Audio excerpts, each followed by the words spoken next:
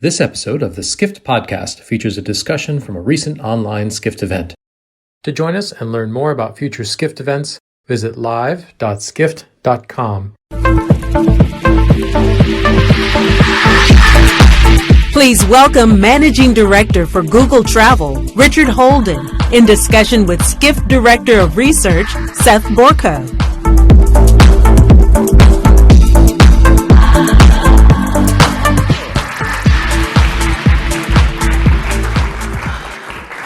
Hello, everybody. Good to see you all again. Amazing in person. It's great. Thanks for joining us, Richard. I told you we'd be back with Google, and I know we have a session before lunch, but we have actually some really cool pieces of news to break, so please stick with us. Spoiler alert here, but hang with us, guys. Anyways, Richard, thanks so much for joining us. I really appreciate it. Glad to be in person. Let's just jump into it. We've got the slides up. You have a pretty big announcement to make today about how Google is going to change how it interacts with activities and attractions. Can you just tell us a little about that? Yeah, we launched a new set of experiences on search related to attractions, tours, and activities. If you do a search on Google this week related to a point of interest like the Statue of Liberty or other destinations, you'll see now a new module on the page which gives you information about admission tickets, also other additional information if it may be available as well. And in the near future, we're also going to make it possible for providers to surface experiences or unique experiences on the page as well. Think about sort of wine tasting in Paris or those types of experiences as well. And in addition to that, we've also launched a new things to do ad format on the page this week as well. So two ways of entering. One is through a free listings product that offers admission information and tickets, and then the second is an ad module. So just to be clear, we're starting with kind of what you call attractions, right? Like points of interest. Yeah. Tours are not part of that yet, but that's coming soon? Yeah, we're gathering that information from partners. We'll modify the experience in the coming months to add experiences in there as well and differentiate between the two pretty clearly. Yeah. And I also want to talk about this advertising module that we have here. So paid ads for tickets and tours, that's a new product that you're offering. Yeah, we've been testing it for a while, but it's launching fully at this point. We've also been testing the organic or the free offering I was talking about before for the summer and earlier than that.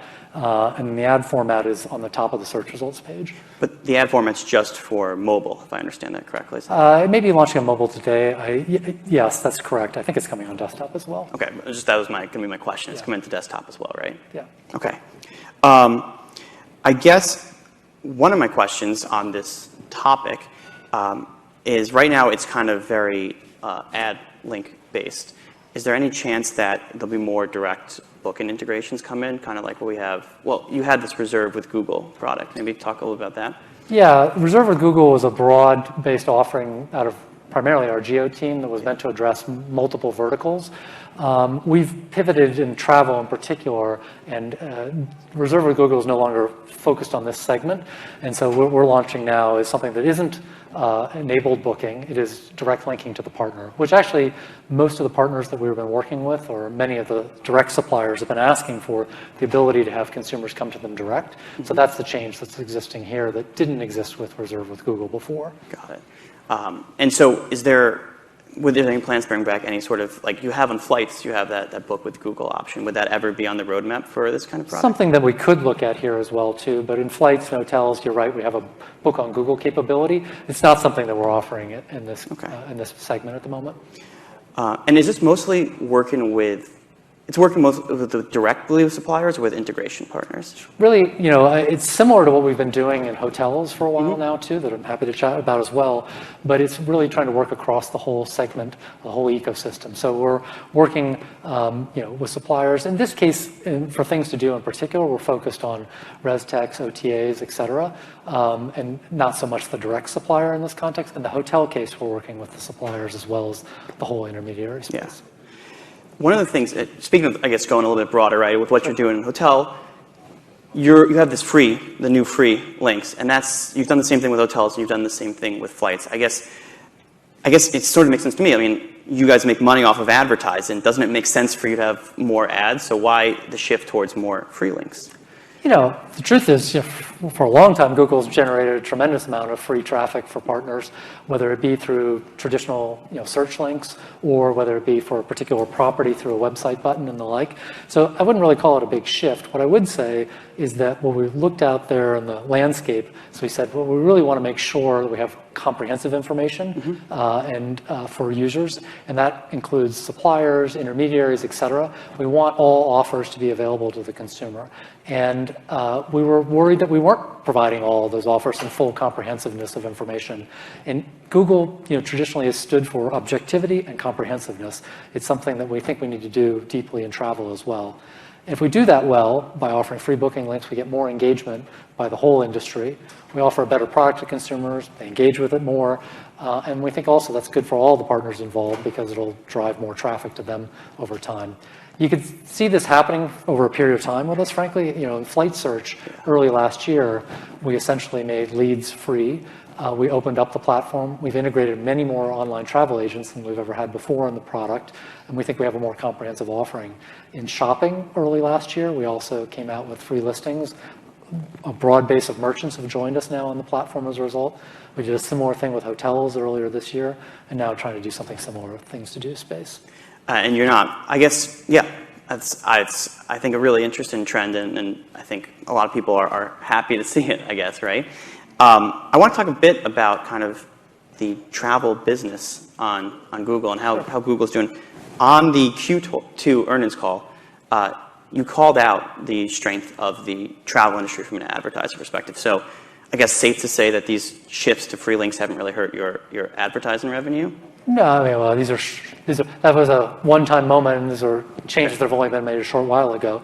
But I would say overall, our belief is that it will strengthen the model over time because it will create a better product. That's always really how Google's operated. Focus on the user experience first, build a great experience, get great engagement with users, and then there's something of value to provide to partners at the end of the day, which drives the ads business as well too. Yeah. But yes, we did say in the earnings call that travel was a contributor to year-over-year growth in the advertising business, just like a lot of segments have been coming back since vaccination rates have gone up and the like, and people start to travel again. Is it kind of back to where it was pre-COVID, or is it just up compared to other segments? Just generally stating that we're seeing growth contribution from travel as well. Yeah. Okay. Yeah. I mean, I'm glad to hear that, and that's all the audience here.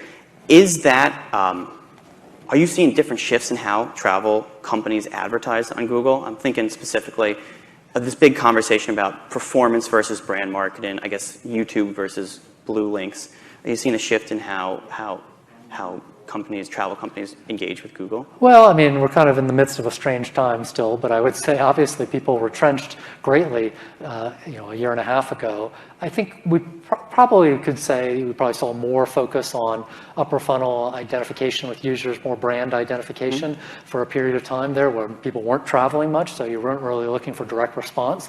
And rightly, as you're seeing vaccination rates increase, people with interest coming back to travel, the travel companies are coming back and spending more on thinking about direct response advertising. Yeah. So I think obviously that's the bread and butter of what we do, but it's also what companies are trying to do to drive leads in particular. But yeah, I think that's the shift we've probably seen over the course of the year. A little bit more focus on brand, more back toward direct response as things recover. I don't know if you saw the session last night. Brian Chesky was here. He said he had hundreds of millions of dollars in Google AdWords, so that he mostly cut, and he said it didn't really impact his business that much. Do you think he's gonna regret that decision to cut? I don't know. I guess time will tell. Airbnb is still a good customer of Google's as well as a good advertising partner. So we work closely with them with many others. So we hope they continue to buy ads. Yeah, I think they might need to. I think they may continue to do so. Okay, interesting. And I guess that brings us to vacation rentals, though, because Google has so many cool things to do. You have hotels, flights, and you're also trying to be more comprehensive in vacation rentals. But I do think that I don't see a lot of OTAs when I look at the vacation rentals segments. Is that something that concerns you, or you like the suppliers you have, and Talk a little about that business. Yeah, I mean, this space is obviously booming. We all know that. It's been doing quite well. The pandemic has been a boost to it in many ways. And the growth that we were seeing there is certainly continuing as the pandemic, I hate saying post-pandemic, Well, we're not really, we're kind of getting there. Well, I'll forgive you. I feel like we're getting there. Variants are popping up here and there. But clearly it's an area that we want to continue to invest in. We're focused more on accommodation or lodging search as a whole now. So we're trying to bring together hotels and vacation rental content. And our feeling is we'd like to work with all partners in the industry, again, from a comprehensive standpoint. We do have many OTAs that participate. Some don't participate in the meta search offering. They as well do participate on the ad side. We'd like to have them participate on the meta search side too. But we do think that there's a tremendous amount of non-unique content that exists out there in the space that we can get through multiple different providers. So, our goal, just like we've been doing across hotels with free booking links, things to do, is attract all partners into the platform. And I think, we've got great growth in the product. I think as we get more engagement with users over time, we deepen the integration into hotels over time, that we envision most of the partners will want to work with us over time. When you talk about the great growth, that's people booking, like click-throughs and bookings, or is it? People searching for, looking for the content, also being able to generate leads to our partners as well. Yeah, it's potentially generating an advantage for some of those suppliers who are going direct through Google. Yeah, for sure. Well, interesting. Are you seeing more direct suppliers participate in the Google auctions? It used to be like Expedia Group and Book and Holdens they were really huge players in Google and they crowd everyone else out. Are you seeing that shift a little bit with the pandemic? I would say that free booking links is one way for a number of partners to engage with us that may not have been giving us data in the past. Many of them are choosing to be a free listing provider and not become an advertiser. Yeah. Some of them are choosing to become advertisers. Most look at it as a nice complement to doing both. I wouldn't say I'm necessarily seeing a change in our engagement on advertising as a whole, but I think, again, getting more comprehensive information, showing the benefits to many of the suppliers in the hotel space that may not have been giving us data before, and opening up the opportunity for advertising may grow that over time as well. Yeah, it sounds like an interesting strategy. Let's transition topics a little bit. I promised the audience we would talk about sustainability. Okay, so I knew you were going to hear it. Happy to talk. Let's talk about that, because you have a pretty exciting sustainability announcement. So tell us, just tell us how Google is going to change sustainability in travel right now. Frankly, we take it on as a pretty big responsibility. And it's really, there's a travel-specific initiative. We've set up a team of engineers, product managers, designers, and others to work on this exclusively starting early this year. But this is also a broader Google effort. We fit into an overall set of teams that have been formed across Google to look at sustainability. Travel, obviously, has an outsized impact in the world in terms of carbon. And so we think we have a responsibility to act in this area. So, one thing that we're announcing today is a set of changes we're making in the hotels product to allow, to feature hotels with an eco badge, essentially, that are meeting certifications of third parties out there. You can think of LEED certified and the like. And we're also allowing those partners to connect with us through Google My Business and manage their attributes, up to 29, 30 different attributes. They're eco-oriented attributes that they can show that they live up to certain standards on the product. And I think you're showing on the screen. Yeah, I'm just skipping. Here we go. There's the standards. Exactly. You can go into the About tab within looking at a particular property, scroll down to the sustainability section, you'll see all the efforts that a hotel is taking. And I would also say that, we're working on this in hotels. We're also announcing today that we joined the Travelist Coalition, started by the Duke of Sussex, and participants such as Booking and TripAdvisor and Trip.com and Skyscanner. We're joining forces with all of them to try to make a real impact on the industry. We're going to be working on an open, sustainable model or impact model for flights first in cooperation with those partners. I say open in the sense that it's going to be available to all partners out there. And our goal in this is more than anything is to create standardization around this, or understandable metrics around this. Most people look at sustainable travel, they look at information on carbon impact. They don't really know what it means, frankly. And there's a variety of reporting out there that's not held to any particular standards. So if we're really going to get consumers to take action on this, we got to join forces across the industry and do this. And that's what the Travelist Coalition is trying to do, and we're excited to work with them on that. And do the same thing in hotels. We'll be working on open models there with Booking and others to try to level set this information out there. So this travel school, most important question, did you get to meet the Duke? I have not met the Duke, no. All right, we'll work on that. We're working on it, yeah. All right, second most important question. So let's talk a little more about this. So I guess that kind of goes back to what you were saying about you want to give people choice and transparency, right? Yep. How do you, I guess, verify these sort of listings? Where is this sustainability features coming from? That's a great question. I mean, from a standpoint of eco-badging and the third-party organizations we work with, a hotel comes in and self-reports this. They come into the Google My Business Center. They select from standard organizations that we recognize for this, and then they self-report on the attributes underneath that fall into 4 different categories. We are, relying on the data that they're providing us. We do have some checks in place that we're looking at manually and automated, and we will take action on reporting back from individuals telling us that information looks inaccurate. These certification organizations also work with the hotels to make sure there's on-site checks that are being done to verify that there's follow-through on these things. And we also are we are working on some other more automated ways to check on this in the future, but nothing to announce today. Yeah, on that. Makes a lot of sense. Will this sustainability data go into the Google search rankings at all? Ranking is not something that we talk about in general, I would say. I should have known better than that, but I had to pry.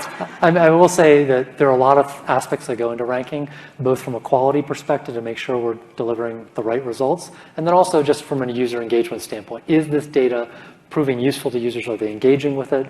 Or are they getting value from it at the end of the day? But nothing to say about sustainability being incorporated into ranking. I mean, if you had 2 hotels entirely equal in every respect, why not show the sustainable one first? Part of it is this is early stages. We're still trying to understand how users engage with it. Is the content accurate over time as well? As you're rightly pointing out, we want to make sure that we're providing value. Yeah. And you have, I neglected to mention, you have a whole team behind this, right? Yeah, we have a dedicated team focused on sustainability. And can you give me a sense of just how the size or scale of this team? You have you have engineering resources, you have user experience, what's involved? We have across the functions. We have designers, we have researchers, we have product managers, we have engineers working on it. It's a meaningfully sized team, but I'm not going to say. Yeah, it changes. It changes, exactly. Some people times. join the team, some people leave the team. Yeah, it's growing at the moment. I want to talk about some CO2 emission stuff, because that was also my presentation. You currently show carbon emissions from flights on Google Flights. Yeah, that is true. It's something we haven't really talked about, but we do in the product. If you go into flight search today and you look at results, you will see carbon impact of a particular flight you choose. You can also sort the results based on carbon impact. And to be honest, I've been playing with this product for quite some time, and I didn't, at first I was like, yeah, it'll be pretty similar, no big deal. But I've been looking at a bunch of flights recently and trips that I'm making, the one I just made here in the last day, and I'm amazed at the difference that exists there between impact of different aircraft type, change stopovers, et cetera. I do think it's going to start to change how people think about this. It's early stage of what we're doing, but it just gives you a taste of what we're going to start to do, just to raise awareness more than anything among consumers, and let them be able to look at results if they want to make a decision based on that as well. It's kind of hidden right now. It is hidden. Yeah, but it's going to become more visible, you think? It'll get more visible. Probably good, bad. Okay. I want to touch on a couple of other things. Sure. I think Google has actually done an excellent job of showing mobility data and travel data. When I do searches for an area, it'll tell me, 60% of the hotels are booked, or it'll show me COVID case counts. Can you talk a little about your initiatives to launch that new feature and how that's played out? Well, a lot of that stuff you're talking about came out of the pandemic in particular. Yes. When everything, all hell, broke loose last March, we sat down and we started to have a discussion like, well, I guess we're going to scrap our plans. A lot of the things we're building aren't going to be relevant for a while. But a lot of it turned around, how can we help people from a safety perspective and health perspective travel if they need to travel.